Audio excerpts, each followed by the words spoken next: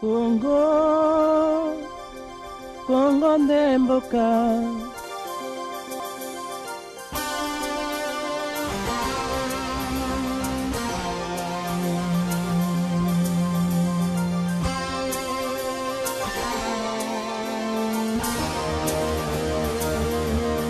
Merci Bandeko et Abisso, vous êtes venus aux Abisso, na Eco Dynamique Télévision, la chaîne de la diaspora congolaise, Toye, Isusu, Nabanda, Mbote, Toye, la émission de la Mingi, Congo, Yanani, Congo, Yanani, ils sont politiciens, ils sont peuple congolais ou bien société civile, Ndenge, Bakomi, Bamisusu, pro-majorité, Bamisusu, pro-opposition, pour éviter Mboka Mokoko, ils sont Banani. Bandeko Balandi, Lelo, tous allez au solo là, Makambo, il y a opération, il y a lancement officiel, il y a vente de carte biométrique, il y a Union pour la démocratie et le progrès social, UEP sensible parti, il y a Manamboka Etienne Tshisekedi, Oyo, ils allaient diriger dans l'équipe directoire, tous bien dans secrétariat national à la tête de Jean-Marc Kabunda, et l'ongo, Manamboka Félix Antoine Tshisekedi, tous au solo là, et l'ongo la banani.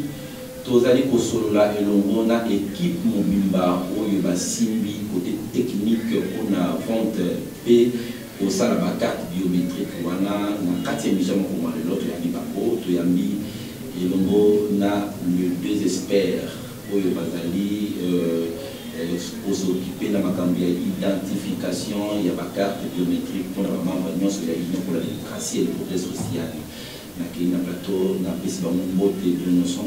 Merci. Ndeko aimé Ndeko Léonard ne bazali ba expert au basimi masolo, il y a vente topé, il y a opération, il y a identification, il y a ma carte biométrique, je voulais dire, il y a Union pour la démocratie et le progrès social. Ndeko aimé, bon niveau. Non, ça va. C'est là où il y a une capacité. C'est les amalamu, donc tu peux manipuler bien. Ndeko Léonard est bon. Qui tombe ma casse. En forme, il n'y a pas de. Tout le monde est déjà. Il n'y a pas de souci. Le PS, le Tongolati, Tomalanda, en tout cas, vous avez vraiment un combattant. Merci. Première question de Koyme, vous bandit côté carte. Pourquoi vous l'envoyez étape pour un Congolais ou bien un combattant IDPS qui n'a pas carte, non pas il y a un carton, il y a un papier, de l'eau, vous c'est payé pour ça la carte non biométrique. Pourquoi vous l'envoyez l'étape pendant combien d'étapes il y a ma carte biométrique? Merci beaucoup, Ndeko François. Na banza IDPS soki tozu yango tobengaka yango la fille aînée ya opposition. Par rapport ya bambuna oyo parti na biso esali 35 ans soko uzana mwana soka koli akoki pe kozala la âge ya boti ndenge moko biso toza bana na kati ya IDPS l'air ebandaki tozalaki bana mike na tango wana na kanisa pe masolo ya informatique ezalaki développer mingi te ndenge ekomi na mokolo na lelo yango wana pona ko adapter parti na biso na exigence ya monde moderne to kanisaki likanisi yake to doter parti na biso un système pe ya identification biométrique nde eloko epusaki biso to koma na likanisi wana ekoma effectif ndenge esalemaki samedi. Mwana Mboka Léonard tozongi epai na yo lelo bolancer ba carte wana. Est-ce que vous aussi dit ça, vous identifiez les combattants nyonso bazali na kati ya République démocratique du Congo na ba bazali ba? Merci pour mon tournant de François. Je pense que ma nyonso tozo sala tobandi en tant que combattants de l'UDPS et tobandi en tant que des patriotes. Eza mosala makasi. Mais le quoi est déterminé, il y a pour ça je pense que tu aussi le sang.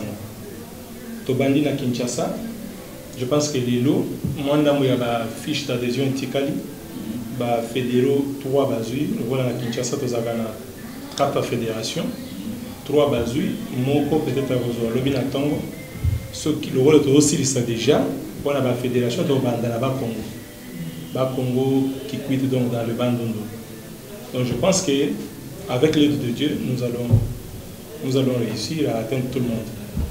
Je vous invite, mesdames et messieurs, dans Zonina et Jikuna, à balancer biso, Ndenge cérémonie, il y a lancement, il y a opération Anaki Salamaki, première jour, Ndenge ba identifié qui m'a namboka Jean-Marc Kabundu Kabundu Oyo, après ça qui déjà bon à y caractériser la population. OB Télévision, la chaîne de la diaspora congolaise.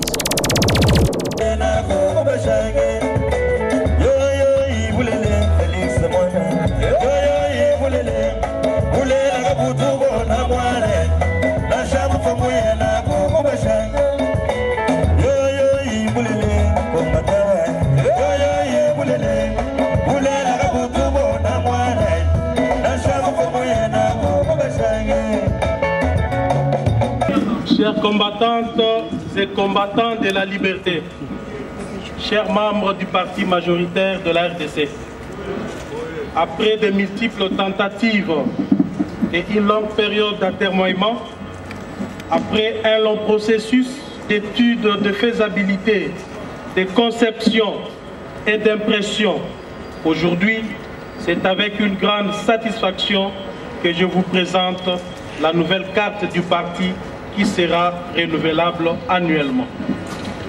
Le lancement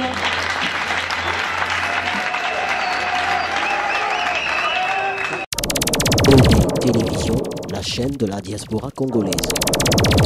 Tozongi, Malamboka Léonard, journaliste, secrétaire général de l'UDPS Nemapi, la vente de la carte de Salama, axe.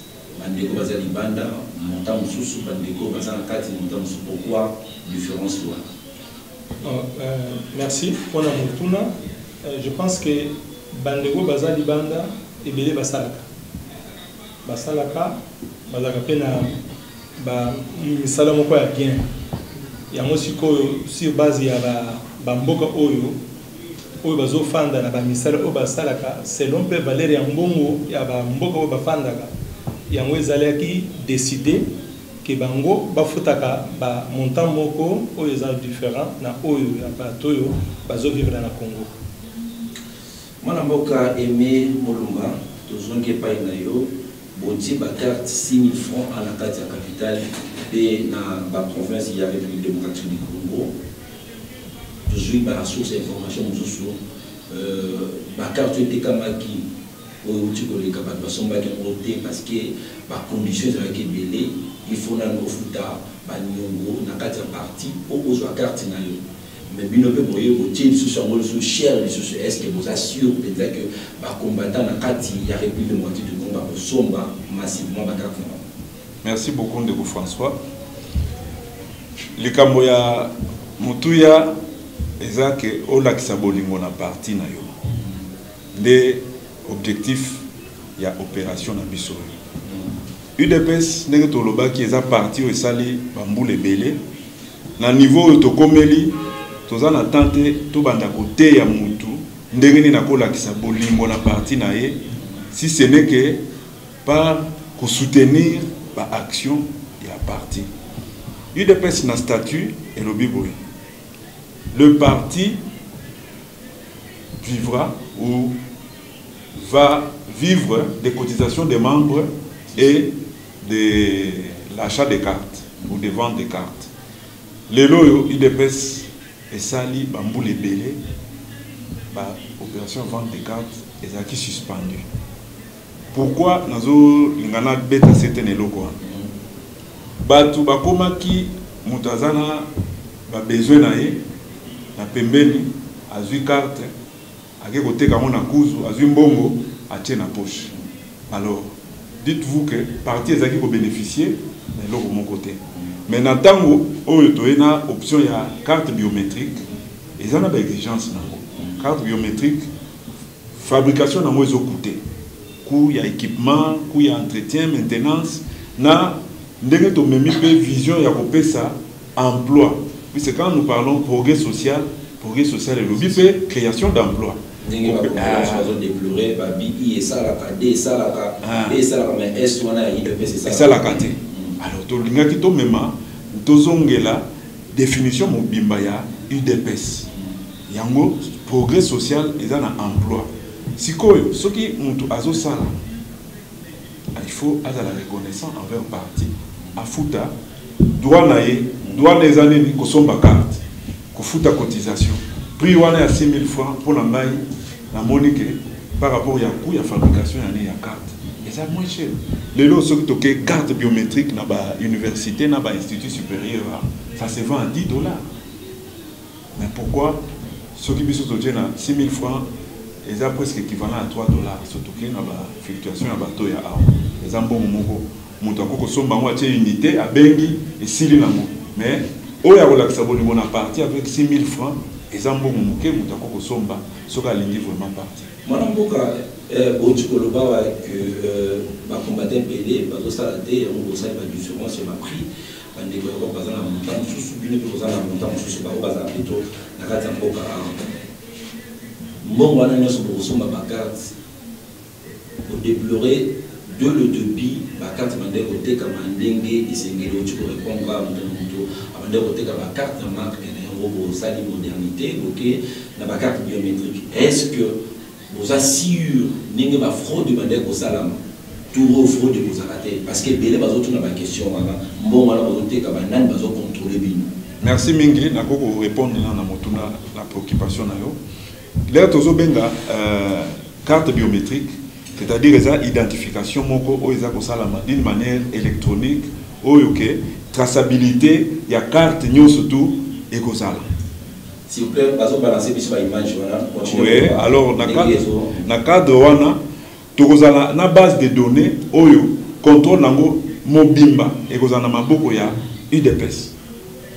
C'est-à-dire ceux qui progressivement bato baza ko s'enregistrer tokozala na nini backup wana journalièrement ou bien hebdomadairement il y a ba enregistrement ya bato pour boyeba combien évidemment exemple eloko tozali koluka mingi pona na ba élection toko koyeba ke électoral na biso na kati ya parti toza bato combien alors ça va nous servir aussi d'un côté il y a ko contrôler nombre ya ba membres et puis il y a ko contrôler mbongo boni ekoti puisque tarification selon ba place ba membre bazwa mais ce que dans la ville il y a par exemple na Paris vous en Europe ba pesa ki montuye à 25 € na carte ce qui bato bazar na Paris par exemple 100 personnes surtout ça le calcul mouké donc ça nous fait 25 fois 100 ça fait 25 000 €. Ce qui te montre na carte base de données que 25 personnes il y a Europe ba futaki nene na bongo na bango donc bongo wana ko bénéficier na parti.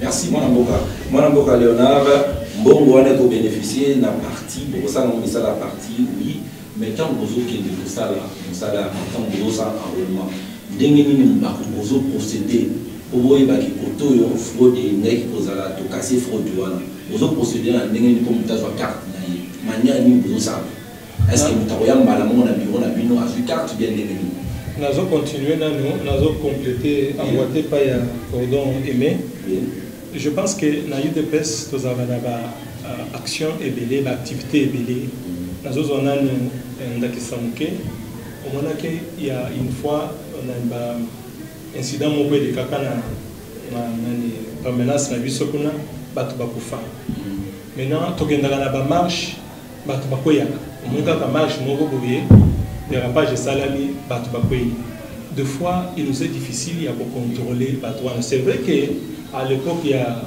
a président Tshisekedi oyo nazo souhaité paix à son âme azaki ceux qui nous toko ndenge wana au moins ba prélever ba donner naé peut-être pour récompenser famille et à quelque chose ça na sans autres la base de données donc ezaki un peu manuel mais maintenant tolingi to cha eloko wana na ndenge moko to adapter à la technologie actuelle c'est-à-dire mutoko za netinga par exemple na bobo za ndenge na za boye na za na kati ya manifestation moko ou bien na musala ya IDPS na ko ina eloko ndenge wana mais na mwana na ngai akoya kobetela ba oyo bakozala keno papa na biso aza il faut tozala na muntu moko ayeba kinga po ya kotelemela nga. Je donne l'exemple ya président sud-africain oyo après Mandela, donc je cite Thabo Mbeki. Moi qui soko landi na histoire ko ke non ye poste wana zwaki suite ya effort musala o papa na ye asala. Maintenant et pas na biso awa comment toko koyeba ke non X azalaka membre ya UDPS. Moi nanga ya koko ya na carte nanga oyo nazalaka nango peut-être nanga nazali soucier ke non ngai papa nanga preuve alimisi carte wana parce que tout ça déjà na donné na biso na nini tout ça na fichier oyo ya UDPS, fichier interne. Et ça interne juste pour la voilà, pour répondre à la question. Maintenant, pour gérer la fraude, système oyo to initier mikolo oyo na bakonzi ya nani ya parti ezala ki facilité. Basala ki système ya ba fiche oyo eza différente nani ni ba fiche oyo eleka. Ba fiche wana mutozo sala makambo na cellule na ye. Donc président cellulaire nde ayebio nde akoyamba yo auditionner yo asali makambo tu nayo siko ya koyele biso déjà makambo tu et c'est salama biso siko to sali carte mbongo ya carte wana biso to ko toucher pe ya moté ezokende na finance nde atinde biso bon biso pe to pesi carte donc moyen fraude salema eza difficile que ça soit okende ko multiplier fiche na marque na yo comme on a to beti ce qui est athée to repé so carte. Et comme on a comprendre mon amboka Léonard bien, c'est que mbongo il y a achat à carte biométrique va nous repé ça va na cellule. Mbongo na cellule normalement moyennant fiche wana ils ont reprendre l'identité ya membre. Ils ont côté comme d'abord fiche ils en a 1000 francs. À part 6 000 francs, il y a carte, donc fiche, et ça, des mbongo, destiné à la cellule, organisé à l'interne. Si chaque membre de l'IDPS, désormais, a un numéro matricule. Il y a un côté fraude ou bien piraterie ou bien fiche ou un peu, moutou à la cellule. Ce qui a multiplié la photocopie, il y a un pour passer la moutocarte. Ce qui total numéro, il y a code. Ou bien à matricule à Moutouana, tout le monde que Moutouana ça a déjà carte, ça a déjà carte système. Donc tout le monde Moutouana qui a fraudé. Au monde, la disposition, nous sommes les alliés normalement, tous en a signe à reconnaissance, il y a que Moutoutel a déjà enregistré dans la carte photo, signature, empreinte digitale, ou une autre biométrie. Alors bisoto c'est limité, dans un niveau il y a capture, il y a photo, na il y a identité, la signature, il y a moto. Nous sommes dans la carte affichée, ce qu'on y est, que c'est la fraude. Dans le niveau de carte, il y a une carte sécurisée. Carte sécurisée, dans hologramme, ils ont ça. Moyen que le même hologramme que nous utilisons dans la carte. Donc, la carte est un hologramme. Nous avons dit signe moko auto-check, ils ont permis que ceux qui carte ont scanné en haut. Tu as déjà que carte est dans le système. Merci, mon il y a Eco Dynamique Télévision, aux a et au Japon. Aux a la biso, pourquoi pas la Chine. Trop félicitations, surtout dans l'émission Oyo Congo, il y a Nami. Mon amboka Léonard, toujours des païnayo. De l'eau, pour lancer opération, il y a identification à la carte biométrique. Toyebi, dans l'histoire, il y a eu deux PES, lancement où les Alamaka et le monde président, il y a parti. Tout le monde a le vieux président et tu as dit c'est qui Yemoko Abandaki pour accompagner le processus Wana, Yemoko Koya et s'est identifié à son carte, il a Yemelelo, président Satien, Bozana vide mon bon, la carte est partie Nabino. Présidence des avides d'Azokamba, mon tour il y a eu deux pèses Azate, donc tout le barrage est organe, il y a secrétariat national du trésor, Kamba, institution topée, il est pèse mobile. Vous avez donc une crise, il y a parti de Bino, mais Bino, vous ici pour lancer l'opération et à vendre ma carte, conformément à Statine Bino, président même t'a signé, ou bien ceux qui président ça tout ça va signer carte voilà parce que tout le monde est pour lancer il faut président signer mais binon pour s'occuper de la macambola pour qu'il éviter ceux qui signent dans la carte les merci beaucoup. Question une question complexe mais nous allons essayer un peu pour répondre en gros.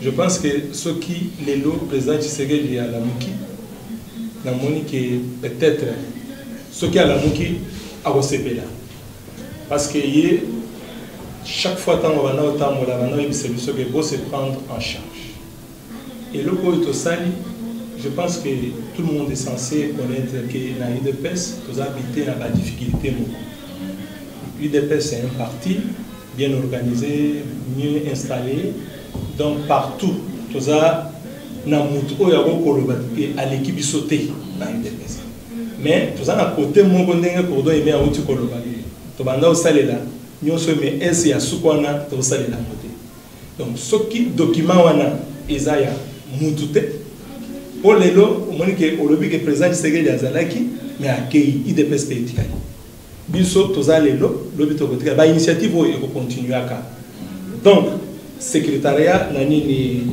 il y a parti ezali ils ont signé, ils ont fait de la Macambongo, ils ont été normal. Vous avez regretté que non, le président Azate, pour l'année, et tout poser la tête, tout ça, l'activité est partie, jusqu'à ce que ceux qui président a ou bien, n'a évité le mais tout ça déjà dans les bons, peut-être ceux qui président Cordon Azana, ils ont complété, parce qu'ils ont tellement complété. Pour violer cette partie, plus rapidement pour ça la carte il y a biométrique dans la signé la radio donc soza na lingi eto fixé bateau pour na ebike mutuna na et tuna mi pe moi mingi bato bazana moi ba inquiétude to fixer opinion UDP ces parti au ezo bundela respect ya ba texte biso to koki ko violer ba texte ya ne à parti to kei na logique normale texte il y a parti mon côté et lobby que non na kati ya signature na kati ya carte muto a proposé signature ezaka ka président wana iloko ya et il engage le parti non na lobby bien que texte mon côté il faut citer texte obsto violé puisque là ce que tourne en termes juridiques vous utilisez un terme qui est vraiment grossier violé, c'est-à-dire il y a un texte qui dit bisto violent. Or il n'y a pas un texte. Les statuts sont muets là-dessus. Maintenant, en termes administratifs, il y a les partis et Kambami, il y a un gérant ou un gérer parti dans le moment où qui engage les partis. Non, il n'engage pas, il gère le parti au quotidien. Il gère les partis et il engage aussi les partis. Pourquoi? Vous voulez d'une chose et son contraire. Quand il est question d'utiliser par exemple la signature de la même personne pour bien des cas, je peux citer par exemple un cas, il y a des gens qui ont été auto-exclus du parti.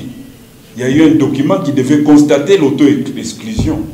Il y a eu une signature qui a été apposée, entre autres, du secrétaire général du parti. Là, c'était normal, on a applaudi.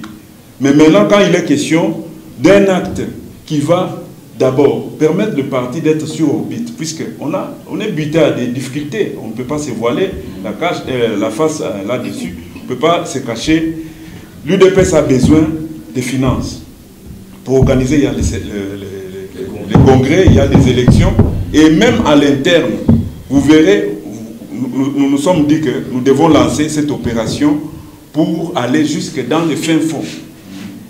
L'UDPS n'est pas seulement représenté à Kinshasa. L'UDPS se trouve, pour votre information, j'étais à Kipushi. J'étais surpris, j'ai reçu un accueil. Là, quand je venais de l'Afrique du Sud, on m'a accueilli, j'étais dans un bain de foule des membres de l'UDPS, là à Kipushi. J'ai assisté aux funérailles de paix à son âme, le président fédéral de Kipushi. Alors, c'est pour dire que l'UDPS est un peu partout. Maintenant, pour faire acheminer, par exemple, les fiches qu'on est en train d'imprimer ici à Kinshasa, à Kipushi, ça demande des finances. Bon, s'il faut prendre l'étendue de la République, ça demande des finances. D'où nous nous sommes dit, nous ne devons pas attendre que les congrès. Bien, nous n'allons pas dire que non, nous devons commencer à travailler que quand on aura commencé les congrès. Le parti a des activités normales qui fonctionnent. Entre autres, les opérations d'identification des membres. Puisqu'il y a des enfants qui naissent, il y a de ceux qui atteignent l'âge de la majorité. Nos statuts disent, on entre, on adhère à l'UDPS à 18 ans. Mais maintenant, tous ces enfants de 18 ans qui sont en train d'atteindre 18 ans, vous allez les laisser à la portée de n'importe qui. D'où nous voulons redynamiser le parti. Rajeunir aussi la jeunesse du parti, la mettre aux affaires. Alors, cette jeunesse, c'est la jeunesse d'Internet, Facebook, WhatsApp, tout ça. Mais vous voulez que nous puissions rester toujours dans les discours où il fallait commencer à faire des cartes écrites à la main. Merci, Bande Komandi. Nous avons cité déjà dans l'émission de Mokonomandelo, qui équipe OYO et allés pour s'occuper dans l'identification biométrique. Il y a vente, il y a la carte biométrique, il y a Union pour la démocratie et le progrès social, UDPS ainsi que le parti. Il y a le vice-président Etienne Tshisekedi Wamulumba. Moi, Namboka, Leonardo Jondi, et pas énorme, peut-être vous avez la question, il y a Souka. Bandeko Bazali, Nalibanda, il y a Congo. Pour besoin de carte dans Bango, Bakosala, Ndengeni. Je pense que Tozana a website, site Nabiso, où ils ont essayé, donc ils ont déjà, mais ils ont essayé en haut déjà. La fiche na site wana mutokokota akuta ba donner nyonso ba activité na biso nyonso otozo sala. Siko soki mutonza neti par exemple na état oyo tozwana États-Unis oyo ezalaka moins difficile pona ko ba représentant partout donc na ba état. To éviter ndenge le kona mais to initier système ya PayPal les amis numéro système moko ba ko fota à partir de la carte ya crédit et la carte wana mbongo ekokota na ba compte ya parti UDPS. Donc c'est les moyens moko mais selon eux tozwa qui paye pas ya ba konzi net information ba initier qui ezala des options c'est-à-dire ezala électronique na manuel. Je pense que le col na ni mokonzi Bazali Banda, je pense que la MIP où il y a manuel où il va remplir mon andinga besoin. Donc c'est un peu ça. Dès qu'on met la zone d'ailleurs peut-être que à Souka, le lot il peut c'est sa partie, il peut bien avoir partie nationale, mais rarement bien avoir partie internationale. Parce que partout dans le monde, il peut ces années. Mais dans la parole, il peut ces comités, dans l'État, par exemple, dans les États-Unis, maman va bien aller Magui, à l'obéi, à travailler de ces années, carte, à vos hommes, pour la bande de coupe, peut-être en Suède. Maman Marie-Jeanne, dans un gros carte, il y a une union pour la démocratie, par pour ça, la Nengeni, pour la bande de ces années. Merci Mingi. Et pour la carte, ils ont été comme combien? Allez-y. Ok, merci Mingi Mboka François. Bandeko, oyo bazwami libanda ya mboka, tokanisaki bino na masolo nyonso ezali kosalama mpona ndenge nini bino nyonso boyeba mpe na kozwa carte oyo ya UDPS, carte oyo tobengi biométrique. Toza na website na biso oyo ezali korépondre na bapréoccupation na bino na kopesa ngo eza www.udpsmembershipcard.com na kanisa www.udpsmembershipcard.com. Alors na website wana bokukuta ba préoccupation na bino na onglet oyo etali formulaire. Soko komi wana tozana onglet ya accueil, tozana onglet oyo ezali ya ba actualité par rapport ya évolution ya ndenge bato bakobanda ko s'enrôler, tokobanda ko tela bino actualité nyonso ya mouvement nyonso ko salama. Et puis tozana onglet ya formulaire na onglet ya contact. Ba contact eza wana to pesi numéro moko WhatsApp pour moyen de répondre na ba téléphone ezate tokozala mingi na batu nyonso tu bakozala bosenga bazwa numéro ya WhatsApp oyo kozala disponible, je crois, peut-être dans il y a un écran. Alors, tout ça là, tout de façon que tout répondre à ma préoccupation. Vous pouvez donner aussi des numéros. Les numéros, là, je dois entrer sur la page de contact. Donc, dans l'entretemps, je suis en train d'expliquer. Nous nous disons que ce qu'on continue à site, onglet à formulaire, on peut remplir identité non complète dans onglet wana. Après, on a une option il y a paiement. Paiement par PayPal. Ou à la carte de crédit, on remplir numéro de carte de crédit au fouti. Montant pour les États-Unis, ils ont $35. Amérique, Mobimba, Canada, États-Unis, côté Nyon Bazali, ils ont $35. Batuya Europe, donc Grande-Bretagne, tout ça, ils ont 25 €. Donc, tout ça là qui, ma solo Nyon sur la préparation, il y a Moussalo Nabango.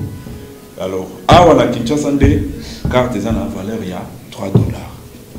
Je crois que ce qui, bateau à Kinshasa, beaucoup de choses l'enregistrement, bateau à Congo, beaucoup de l'enregistrement, na baseli na bino. Le website est uniquement pour na bateau à Libanda. Ce qui est, yo za muto à Congo, ça l'enregistrement na website, vous allez considérer depuis que bateau à Libanda, bazana codification na bango oyo et bani na niveau ya traitement ya ba données. Donc on a comprendre bien bateau ya Libanda, bazana deux possibilités à ça. Paiement manuel, oui, soit électronique, voilà. Parce que ceux qui ont l'anime à Kamwana donc phasé naïo. Donc au côté na masolo ya IDPST. Aux ana carte aux membres ya IDPST. Parce que attend makambo ya congrès au ezo ya wana. Aux okota pour les faux na carte. Ya kalate po ya kalawana bambata eza ebele. So que na victoire a okuta mutu. Celle-là, la carte a été donc, aussi, parce que tu bouché déjà, place où on a la mafia. Donc, bon, on se reconnaît, c'est l'UDPS qui va gagner. Donc, on doit assurer les combattants que Bio est au Salama. Il constate les mal de société.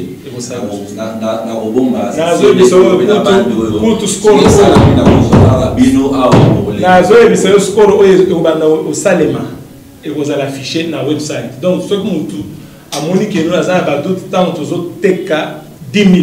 À quelle année, à Hollanda, combien tu as déjà? Ce qui est ça, bon, tout ça qui est à niveau, il y a pour dispatcher, pour distribuer la fiche d'adhésion, et ça a mis les noms au début.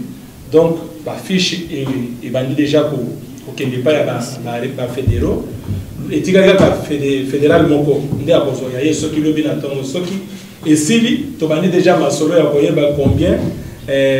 Déjà la base de données, puisque les identification, tu as que base de données na biso, et la net base de données à combo, doublon, base de données na biso, et identification unique. Ce que vous avez matricule na yo, donc partout où vous allez aller, baye bakeno, mutuana za réellement membre ya IDPS. Bandeko ya libanda mingi. Bazaki koluka carte na ba besoin ya keno pour linga bwa kangunda linga zwa lin mukanda donc mingi bazako bebisa misolo belé à cause de $150 $200 ba meli yango pe atindeli bato ba lié mbongo azui carte te to casser biloko nyonso wana siko eza keno oza membre ya parti na biso oza ozo carte après discipline et quoti. Ceux qui ont un comportement donc la fichier déjà histoire na yo ezokota ono oyiba kimbongo donc au kotiwana donc et kolanda kayo chaque fois peut-être OK on nous a la soki ndani bakase voilà. Merci Bandeko Balandi to komi na suka ya émission na bino na komolo kombo ya nanime ya botito silisa.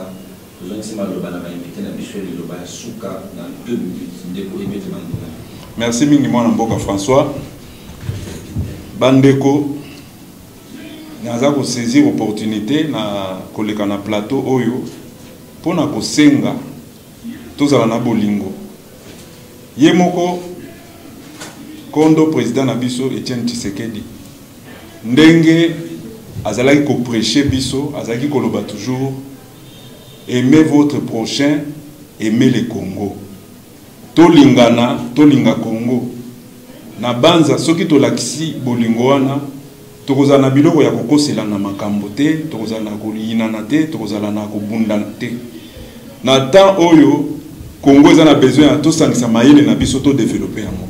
Oyo biso tosali ezakaka muke. Na sima ya projet oyo toza kokanisa ke IDPSP akozwa makoki ya kotonga ba école ya ko créer ba emploi ba hôpitaux na ndenge ya société sociale ndenge eloko biso tozotie l'accent awa donc ko banda wana nde ekopesa siko IDPS position yake elobela likambo etali social na progrès nazo continuer kaka na nini nazo emboîter pa na yona donc tozana ba combattant ebele na IDPS.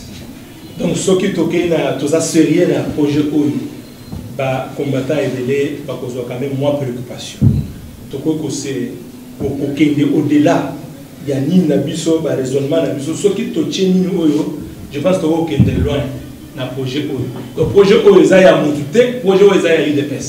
Donc, ce qui est vraiment membre de IDPS, Zoua et le au sérieux, il y a quand même 6 000 on ne perd rien. Neti to utiko ya a mutu moko zo bisangai to azo discuter na to banda to banda mo uchaka combien na uchaki combien na IDPS akomi ko kende donc IDPS c'est ça partie na biso et ça partie chouchou ya biso nyonso mais qu'est-ce qu'on fait pour IDPS et ça la debout na nina ki ma bosa une question plus rapidement de combien ba sympathie à IDPS un membre d'honneur est-ce pas ça na 3 pour ma carte tu vois ba sympathisant ou bien banane sympathisant et de PS membre d'honneur est-ce que bazana a 3 paires pour ma carte tu vois oui bon toloba na IDPS ba catégorie wana ya ba membre d'honneur na banine za la sauté IDPS c'est à partir au prôner na cadre socialisme égalité siko bato o balingi ko soutenir parti na cadre normal akoko ya asombi carte pona yemoko et akoki ko sponsoriser bandeko mususu o bazana kati ya parti a bandeko mususu et ça possible akoki ko sala la fraude et ça fraude té entrer librement pe ko té tozana bat akoti té bato bazana kati ya IDPS o to yebi ba membre o bazalaka socialement azana moins déséquilibre akoki ko couvrir bato ndenge wana puisque problème muné tozana ngoto lobango ndeko François misala ezate Namboko, bato bazo souffrir, bato belé bazawana à cause de la bolingo IDPS azalango, aza militant, yaka ba activité nyonso, mais au moment où manifestation ici liboé, azozo na makolo, azana nzala, azana eloko ko. Voilà. Tozo lancer appel na bandeko, biso nyonso toza libanda, tocha eloko yo. Tosunga bandeko oyo baza na possibilité te ya acquérir nini carte na si le kosala peut-être à travers o tozo benga jumelage ya ba fédération fédération ya Canada akoko par exemple en charge fédération moko ata ya Chopo ou bien fédération moko na bandu na Kikwit aller babandi kotala to identifier bato bakoko za lem susu financièrement déséquilibré ba aider ba membre ba tie ba. Merci bandeko balandi ya Eco Dynamique Télévision. Tozalaki epelé, bozalaki plutôt epelé, bolandaki biso kuna na Kenya, bolandaki biso, tozalaki na plateau na bino de fortune longo na émission na bino bolingaka mingi Congo ya nani, tosololaki masolo ya Union pour la démocratie et le progrès social, plus particulièrement makambo etali ya opération ya identification biométrique, il y a vente de carte biométrique, il y a combattant nyonso au bazali bana na ba oyo baza na katito yangaki équipe oyo esimi masolo na ba expert bango. Merci ozalaki ebele, merci na riche tempête numéro 1 il y a Eco Dynamique Télévision Internationale. Merci na Jubeka Kamwala pareil à l'émission Oyo Congo ya nani Merci na Daniela, merci na Roseline, merci na Milonès, merci na l'équipe technique, na impitoyable garçon Gauthier, merci na Manassé Balo, moi mon Balo toujours combattant sur terrain, pas de la Bilili. Merci na direction générale et à Éco Dynamique Télévision Kinshasa. Bye et à la prochaine. Congo Ndemboka.